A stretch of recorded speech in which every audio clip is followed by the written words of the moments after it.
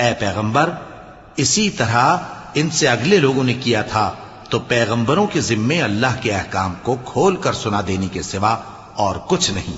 اور ہم نے ہر امت میں کوئی پیغمبر بھیجا کہ اللہ ہی کی عبادت کرو اور بتوں کی پرستش سے اجتناب کرو، تو ان میں بعض ایسے ہیں جن کو اللہ نے ہدایت دی اور بعض ایسے ہیں جن پر گمراہی ثابت ہوئی۔